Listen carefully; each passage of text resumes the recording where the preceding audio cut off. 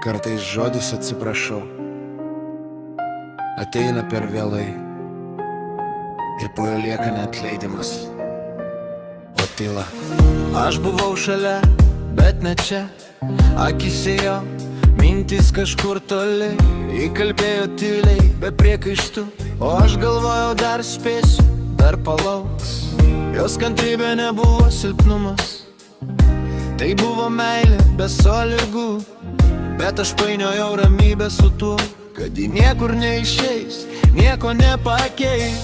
Aš girdėjau jos pauzes tarp sakinių, bet nemokėjau jų skaityti.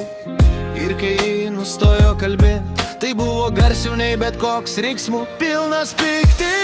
Ir vėlai pasakiau atsiprašau, tarp mūsų liko tik šalta tyla. Kai žodžiai pavėlavo, meilė pavargo ir išėjo netrenkdama durų. Per vėlai pasakiau atsiprašau, ji jau buvo paleidus mane. Tyla po atsiprašau skausmingesnė nei tiesa. Dabar kambarys tas pats, bet ne toks.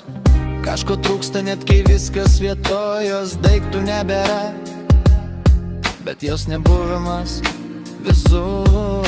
Aš prisimenu jos žvilgsnį, kai dar tikėjosi manim, ir to momentą, kai nuleido akis tada. Aš jau buvau jau praradęs, ne visi išeina su drama, kai kurie išeina pavargę. Ji per ilgai laukė, o aš per ilgai tylėjau. Per vėlai pasakiau atsiprašau, kai nebeliko kam jį girdėt. Ji pasirinko ramybę, o aš likau su tuo, ko nepasakiau laiku. Per vėlai pasakiau atsiprašau, kai meilė jau buvo išsekus. Tyla po atsiprašau, tai pamoka, kuri lieka ilga. Ne visi, kurie išeina, nemylimi. Kai kurie išeina, nes per ilgai mylėjau.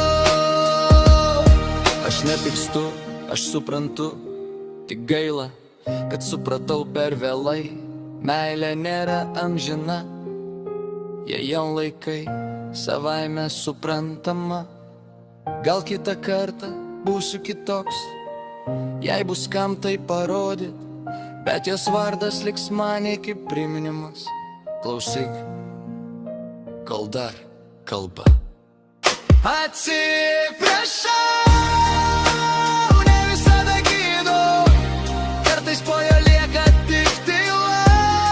Ir tu gyveni su ja, mokydamasi per vėlai.